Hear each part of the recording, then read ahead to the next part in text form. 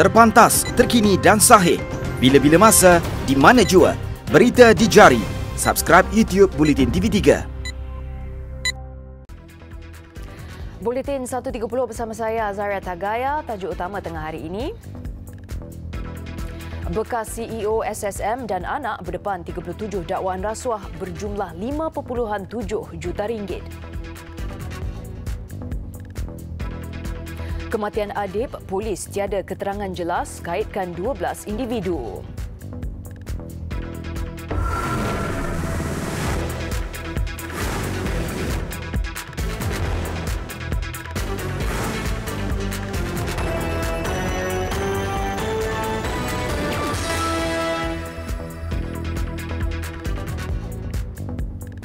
Assalamualaikum dan salam sejahtera.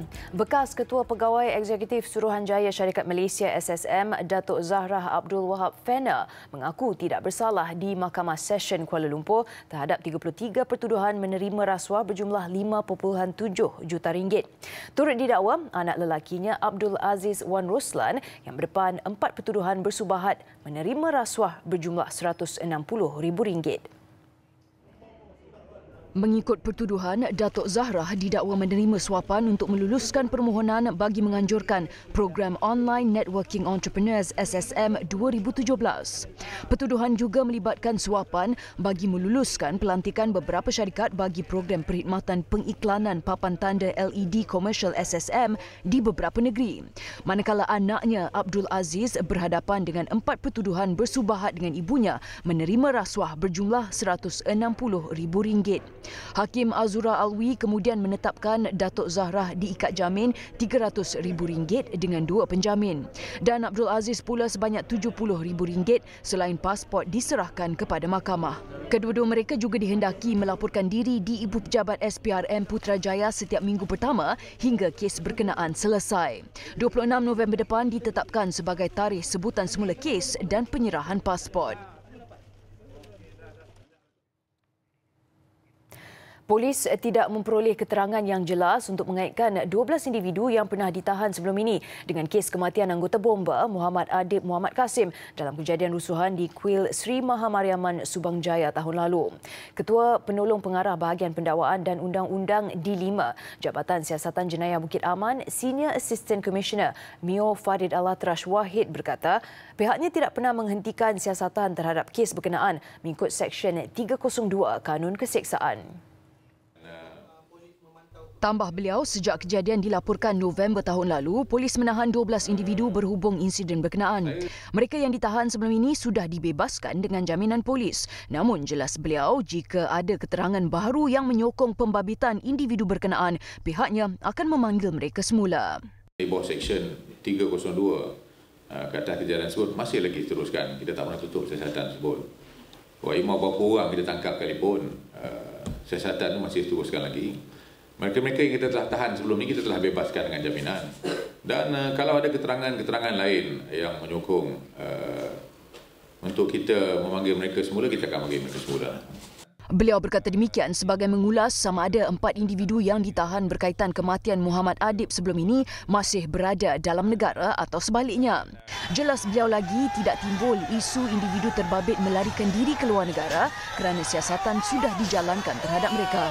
Namun siasatan tetap diteruskan seperti diputuskan Mahkamah Coroner yang mengatakan 2 orang atau lebih terbabit dalam kejadian berkenaan.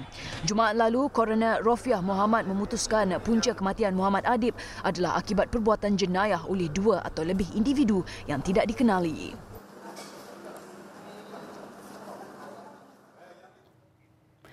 Baik, menjelang pilihan raya kecil PRK Parlimen Tanjung Piai, Parti Pribumi Bersatu Malaysia Bersatu dijangka memutuskan calon yang akan bertanding pada PRK berkenaan Jumaat ini. Pengerusi Parti Pribumi Bersatu Malaysia Bersatu Johor, Mazlan Bujang berkata, satu mesyuarat akan diadakan Jumaat ini. Ia akan dipengerusikan Presiden Bersatu merangkap pengerusi Pakatan Harapan Johor Tan Sri Muhyiddin Yassin. Katanya, agenda utama mesyuarat adalah mengenai dengan PRK Parlimen Tanjung Piai selain tidak menolak kemungkinan membincangkan calon yang akan diletakkan oleh Bersatu. Mazlan berkata, tempoh berkempen yang ditetapkan SPR iaitu selama 14 hari adalah perkara biasa biasa dan tidak menjadi masalah buat Bersatu Johor. PRK Parlimen Tanjung Piai akan diadakan pada 16 November depan. Kerusi berkenaan kosong susulan kematian penyandangnya, Datuk Dr. Muhammad Farid Muhammad Rafiq, 43 tahun, yang juga Timbalan Menteri di Jabatan Perdana Menteri. Datuk Muhammad Farid meninggal dunia di Hospital Pontian pada 21 September lalu akibat komplikasi jantung.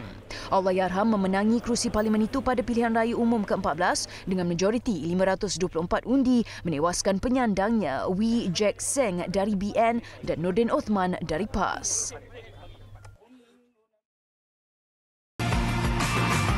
Detik indah merentasi jangkaan. 6 kamera. Foto mantap V17 Pro. Vivo. Johor telah membekalkan 35 juta gelen sehari air mentah ke Melaka setakat ini bagi membantu negeri itu ketika berdepan masalah bekalan air. Menteri Besar Johor, Datuk Dr. Sahruddin Jamal berkata, bekalan menerusi Perjanjian Air Johor Melaka 1991 hasil kerjasama komprehensif kedua-dua negeri. Pada tahun ini sahaja telah sebanyak 7 kali Kerajaan Negeri Johor telah mengempam air ke negeri Melaka, iaitu sebanyak 35 MGD.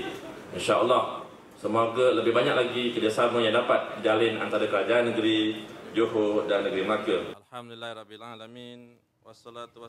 Beliau berucap di Majlis Makan Malam sempena misi pelaburan dan kerjasama strategik Melaka Johor di Johor Bahru malam tadi. Perjanjian Air Johor Melaka telah dimeterai pada 10 Ogos 1991 dan tamat pada 2090. Pada 1991, Melaka membayar 20 sen bagi setiap 1,000 gelen air mentah sebelum kadar itu dinaikkan 3 kali pada tahun 1998, 2008 dan 2013. Sejak Ogos tahun lepas, Johor mengekalkan kadar 50 sen setiap 1,000 gelen air mentah bagi tempoh 10 tahun.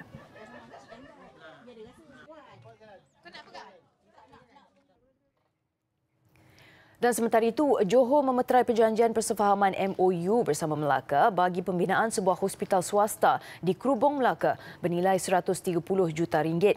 Menurut Exko Perindustrian Perdagangan dan Pelaburan Negeri Melaka, Datuk Muhammad Rafiq Naizamuddin, pembinaan hospital itu bakal menawarkan 600 peluang pekerjaan. Pembinaan hospital swasta ini sekaligus menjadikan Melaka negeri ke-13 yang menerima pelaburan Kumpulan Perubatan Johor KPJ dalam bidang perubatan dan pembinaan hospital pakar. Yang mana KMB ditawarkan untuk memegang saham sekitar 20% dan KPJ 80%. Dan ianya dijangka melahirkan peluang pekerjaan 600 peluang pekerjaan baru. Majlis menandatangani perjanjian persefahaman MOU itu diadakan dalam Majlis Makan Malam sempena misi pelaburan dan kerjasama strategik Melaka Johor di sebuah hotel di Johor Bahru malam tadi. Ia ditandatangani Timbalan Presiden Division Pembangunan Bisnes Kumpulan Johor Corporation Berhad J Corp bersama Pengurus Besar Perbadanan Ketua Menteri CMI Jamzuri Ardani. Majlis disaksikan oleh Menteri Besar Johor, Datuk Dr. Sahruddin Jamal dan Exko Melaka, Datuk Muhammad Rafiq Naizamuddin. Kerjasama aktiviti hiliran Sabah Kalimantan dalam bidang minyak dan gas berpotensi dibangunkan untuk manfaat wilayah Borneo. Ketua Menteri Sabah, Datuk Seri Muhammad Syafiee Abdal berkata dengan Indonesia mempunyai tanah yang luas untuk pertanian yang memerlukan bekalan baja yang boleh dihasilkan daripada sumber minyak. Beliau berkata demikian sempena lawatan beliau ke Refinery Unit 5 Pertamina semalam, iaitu pada hari kedua dalam rangka lawatan 3 hari beliau di Kalimantan. Ujarnya buat masa ini Pertamina masih belum berkeupayaan untuk menghasilkan baja daripada sumber petroleum. Sebaliknya, Taman Perindustrian Minyak dan Gas Sipitang, Sogip dan Samur mampu menghasilkan produk berkenaan bagi memenuhi keperluan sektor pertanian serantau. Katanya kemudahan infrastruktur di Sabah mampu memproses bahan asas yang terdapat di Kalimantan untuk tujuan itu. Dalam perkembangan sama, beliau akan bertemu Presiden Petronas Tan Sri Wan Zulkifli bin Wan Arifin untuk tindakan selanjutnya. Petronas dan rakan kongsinya di Afrika Selatan merancang penyenaraian tawaran awam permulaan IPO bagi peruncit bahan api mereka, Ingen Petroleum Limited. Penyenaraian itu bagi pembiayaan menaik taraf kilang penapisan di Bandar Durban serta memperluaskan rangkaian stesen minyaknya. Menurut laporan agensi Bloomberg yang memetik sumber, sehingga kini belum diputuskan mengenai jumlah saham dalam syarikat peruncit minyak terbesar di Afrika Selatan itu. Penyenaraian berkemungkinan dibuat di Bursa Saham Johannesburg pada separuh pertama tahun depan.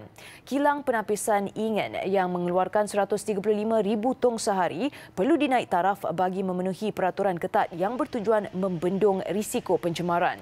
Ingen dimiliki 74% Petronas. Petronas dan Ingen bagaimanapun tidak memberikan sebarang komen mengenai perkara itu.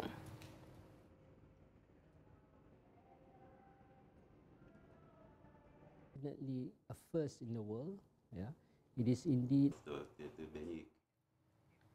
Kementerian Tenaga, Sains, Teknologi Alam Sekitar dan Perubahan Iklim MESTEC memperkenalkan konsep dan rekaan bertemakan hutan hujan tropika untuk Pavilion Malaysia sempena penyertaan di Expo Dubai 2020. Sebanyak 10 bilion ringgit nilai perdagangan dan pelaburan disasarkan oleh Malaysia daripada pameran itu.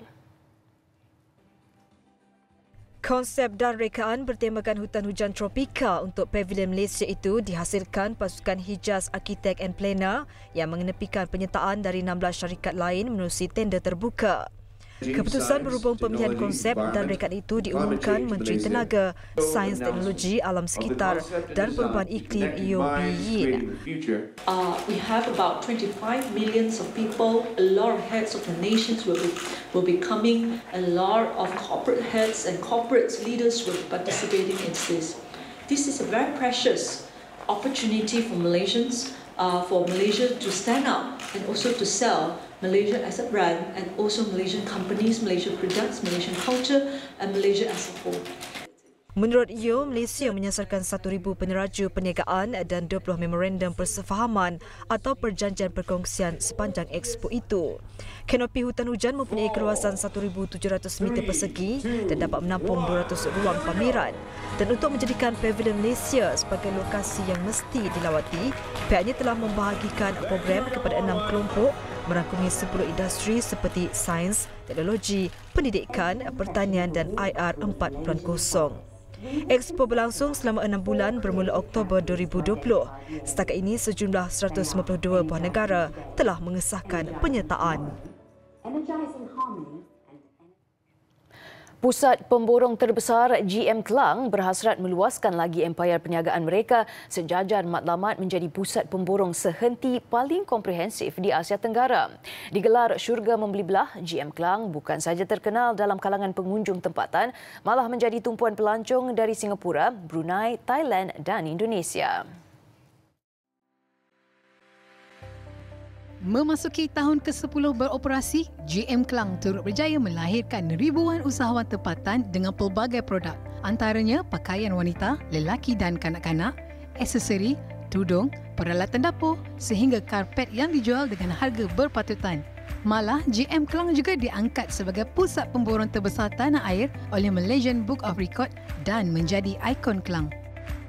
330 unit lot pemborong kita sudah capai sejumlah 2,500 lot.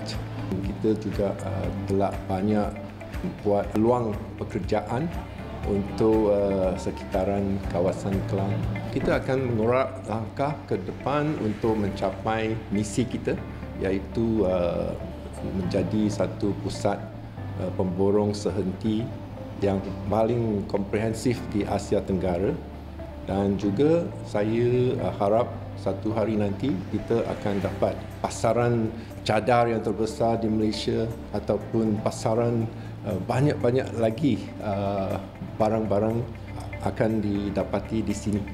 GM Kelang juga komited dalam memastikan setiap kemudahan dan fasiliti dinaik taraf bagi memenuhi keselesaan pengunjung. Bagi menambahkan kemeriahan sambutan ulang tahun mereka, pelbagai aktiviti menarik sudah dirangka.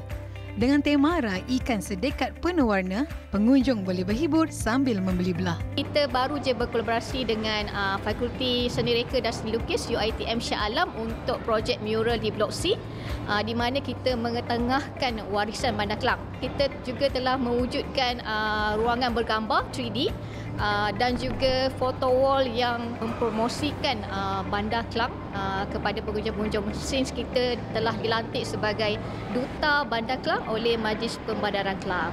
Program kemuncak kita adalah pemilihan cabutan bertuah pada 1 November nanti, di mana mereka yang telah masuk peraduan tersebut boleh menyaksikan secara live menerusi sosial media Facebook GM Kelang. Pengunjung berpeluang merasai sendiri kemeriahan kemuncak sambutan ulang tahun GM Kelang, iaitu Gempak Karnival pada 30 November dari jam 9 pagi hingga 12.30 malam.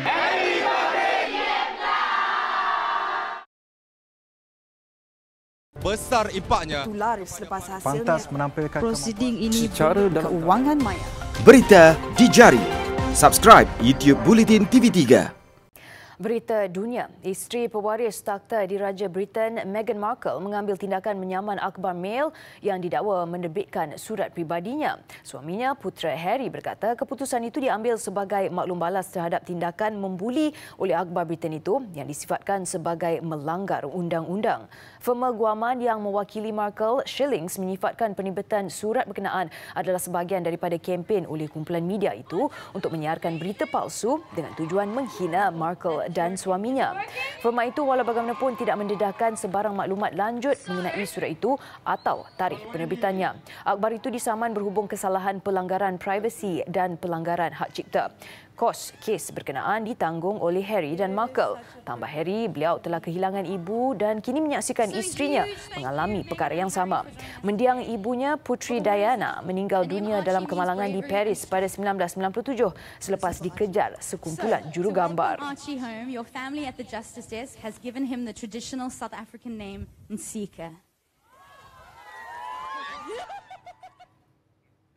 3 suspek penyeludupan dadah diberkas selepas bot dinaiki mereka karam di perairan Pasifik. Suspek ditahan bersama 1.2 tan dadah jenis kokain yang diseludup dari Tumaco di Colombia, dipercayai untuk pasaran di Amerika Tengah. Suspek ditemui terapung kira-kira 30 batu nautika dari Tumaco sekitar 7 jam kemudian.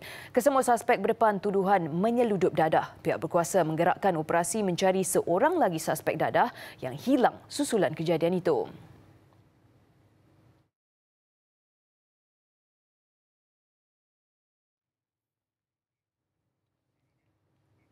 Korea Utara dipercayai melancarkan satu lagi ujian peluru berpandu balistik dari kapal selam. Menurut pegawai Korea Selatan, ujian itu dipercayai dibuat berhampiran pelabuhan Wonsan. Ia dilancarkan sejauh 450 km sebelum mendarat di Laut Jepun. Menurut pegawai Korea Selatan lagi, peluru berpandu itu mencapai ketinggian sehingga 910 km. Pelancaran terbaru itu dibuat hanya beberapa jam selepas Pyongyang mengumumkan akan menyambung semula rundingan menghentikan pembangunan nuklear dengan Washington Jumaat ini.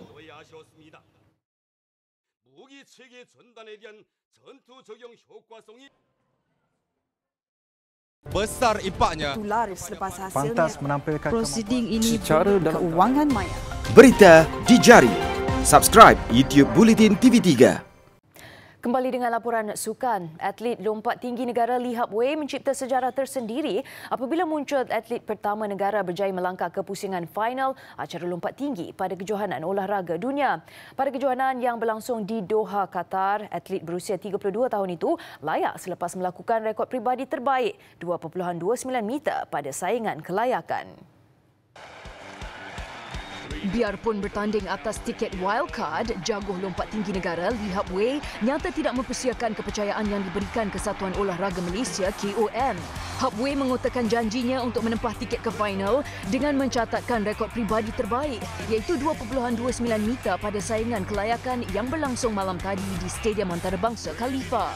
Dia yang diletakkan dalam kumpulan B melepasi lompatan 2.17 meter, 2.22 meter dan 2.26 meter dengan satu percubaan dan seterusnya berjaya melakukan lompatan 2.29 meter pada cubaan terakhir. Catatan itu juga membaiki rekod terbaiknya sebelum ini iaitu 2.28 meter yang dilakukan tahun lalu. Namun hanya kurang 0.01 meter bagi menyamai rekod kebangsaan milik Nauraj Singh Randhawa. Kejayaan itu meletakkan Hapway yang juga pemenang 3 pingat emas dan 1 perak pada Tamasya Sukan C dalam senarai 12 atlet terbaik yang akan bertanding pada pusingan akhir yang dijadual berlangsung pada jam 1.15 pagi Sabtu ini waktu Malaysia. Sejak kejohanan olahraga dunia dianjurkan pada tahun 1983, ini kali pertama atlet negara mara ke pentas akhir dalam acara ini.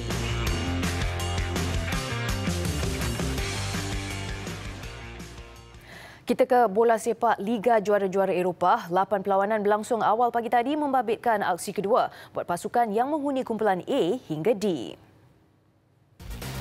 Berikut keputusan perlawanan yang berlangsung awal pagi tadi. Antara yang mencuri tumpuan adalah finalis musim lalu Tottenham Hotspur yang dibelasah Bayern Munich 7-2 di gelanggang sendiri. Penampilan memalukan Spurs ini sudah pasti terus menggoncang kedudukan pengendalinya Mauricio Pochettino.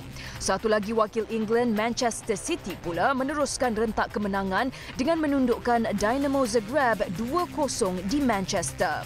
Gergasi Spanyol Real Madrid yang dikendali Zinedine Zidane pula terus bergelut dengan prestasi apabila sekadar seri 2-2 menentang klub Bruges di Santiago Bernabeu.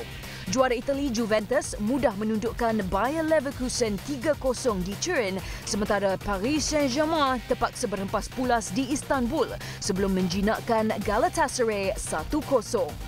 Juga meraih 3 mata penting Atletico Madrid, klub Serbia Crvena Zvezda dan wakil Ukraine Shakhtar Donetsk. Aksi di gelanggang sendiri nampaknya langsung tidak membantu Tottenham Hotspur yang dimalukan gergasi Jerman Bayern Munich dalam aksi kumpulan B. Sekalipun bermula baik dengan Son Heung-min mencipta gol pembukaan, ia hanya bertahan 3 minit sebelum Joshua Kimmich menyamakan kedudukan. Aksi selebihnya, Bayern memukau dengan 4 jaringan yang diledakkan Serge Gnabry dan 2 lagi menerusi Robert Lewandowski. Gnabry, bekas penyerang Arsenal, tajam dengan jaringan minit ke-53, 55, 83 dan 88. Sementara Lewandowski menambah duka skuad kendalian Mauricio Pochettino dengan penyudah minit ke-45 dan 87. Spurs hanya mendapat gol kedua menerusi sepakan penalti Harry Kane minit ke-61. Kemenangan besar ini mengukuhkan kedudukan Bayern di tangga teratas kumpulan dengan 6 mata penuh hasil 2 kemenangan. Sementara status naib juara Spurs musim lalu mula terhakis apabila turun ke tangga ketiga dengan hanya 1 mata selepas tanpa kemenangan setakat ini dengan sekali seri dan sekali tewas. Seperti mana Mauricio Pochettino di Spurs, rakan sejawatnya Zinedine Zidane di Real Madrid juga semakin panas punggung susulan gergasi Spanyol itu kini terperosok di kedudukan terbawah kumpulan A. Real juga masih belum menang selepas 2 perlawanan dan keputusan seri 2-2 di Santiago Bernabeu menentang pasukan underdog klub Brugge pasti membuatkan penyokong Los Blancos hilang sabar. Real nampak bergelut dan tentunya lega pada penghujung permainan selepas berjaya bangkit daripada ketinggalan 2 gol kepada lawan. Brugge membuat impak dengan 2 gol awal Emmanuel Bonaventure pada minit ke-9 sebelum penyerang Nigeria itu menggandakan kedudukan minit ke-39. Namun Real bagai mendapat tonik baru pada babak kedua untuk Sergio Ramos merapatkan kedudukan minit ke-55 sebelum Casemiro mencipta gol penyamaan 2-2 5 minit aksi sebenar berbaki. Dengan 2 keputusan seri dalam tangan, Brugge boleh berbangga berada di kedudukan kedua kumpulan di belakang PSG.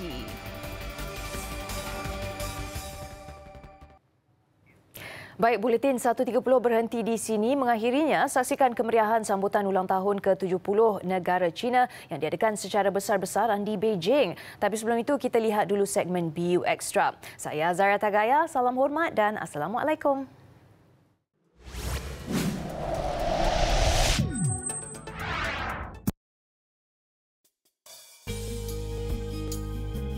Menyedari kehendak wanita yang ingin tampil cantik dan menawan, V-Asia memperkenalkan formulasi baru yang ditambah baik, Ladies Platinum. Ia mempunyai pelbagai manfaat dan kebaikan khusus untuk kesihatan dalaman wanita. mengandungi campuran 60 herba terpilih dengan rasa yang sangat sedap, Ladies Platinum turut menggabungkan sirih prawn F iaitu penemuan terbaru dari Jepun yang baik untuk kecantikan dan penjagaan kulit. Dihasilkan di kilang bertaraf GMP, Ladies Platinum antara minuman tambahan yang lengkap untuk menjaga kesihatan dan kecantikan wanita secara menyeluruh. Ladies Platinum menggabungkan herba wanita yang telah diamalkan sejak dahulu lagi terutamanya bagi mereka yang sudah berkahwin iaitu manjakani, kacik Fatimah dan serapat. Secara saintifik, 3 herba ini mempunyai pelbagai manfaat dan kebaikan khusus untuk kesihatan dalaman wanita. Istimewanya, Ladies Platinum turut menggabungkan herba yang diamalkan masyarakat Cina iaitu dongkuai yang sangat baik untuk melancarkan peredaran dalaman serta fungsi kewanitaan. Satu lagi produk premium keluaran V Asia yang banyak mendapat sambutan, Platinum Drink, iaitu jus kesihatan yang membantu menyihatkan tubuh badan kerana diperkaya dengan pelbagai bahan yang tinggi antioksidan dan superfruits seperti delima. Jus kesihatan Platinum Drink boleh diamalkan seisi keluarga, lelaki dan wanita, semua golongan serta peringkat umur termasuk kanak-kanak. Pengambilan Platinum Drink yang kaya dengan sumber antioksidan seperti makuberi, acai beri, delima membantu membekal tenaga, sumber vitamin nutrisi serta tenaga yang berpanjangan untuk kecergasan tubuh badan.